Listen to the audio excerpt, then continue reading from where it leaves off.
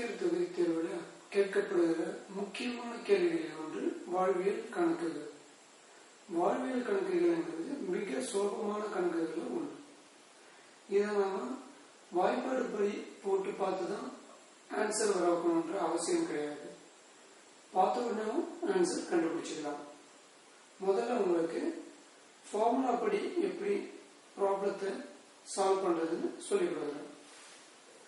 முதல் கணக்கு பார்த்தீங்கன்னா 16 பென்சில்களின் விலை 48 எனில் 4 பென்சில்களின் விலையை காண்க.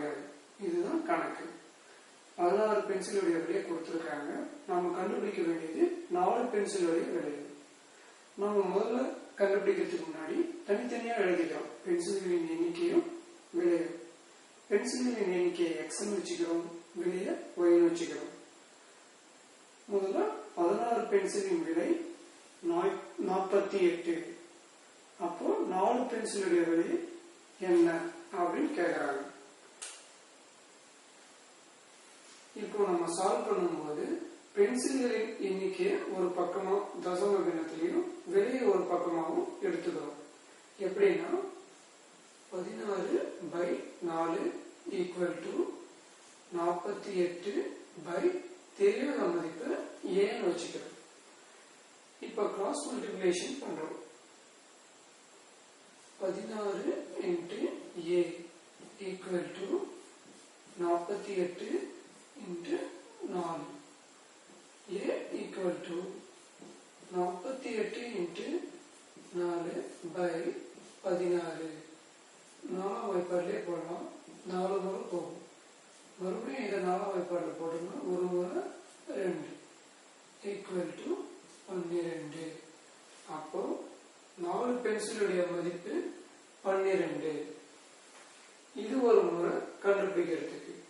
ஆனா எக்ஸாம்ல நம்ம போய் உட்கார்ந்தோடனே இவ்வளவு பெரிய மெத்தட்ல நம்ம போட்டு பார்க்கறதுக்கு கொஞ்சம் கஷ்டமா இருக்கும்.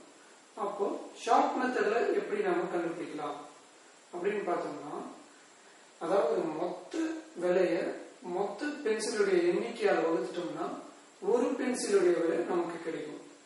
ஒரு பென்சிலுடைய விலை கிடைச்சதுன்னா அதை 4 × என்ன மதிப்பு அதை பெருக்கணும்னா நமக்கு ஆன்சர் கிடைச்சிடும்.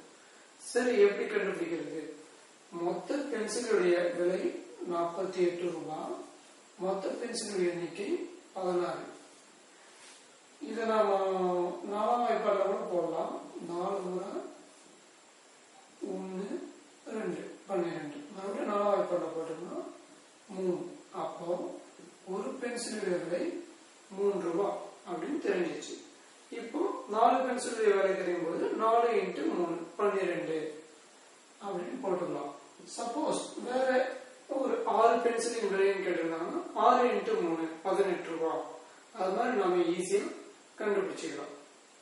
அடுத்த கணக்கு நாம அதுக்கு அடுத்த கிளாஸ்ல பார்க்கலாம்.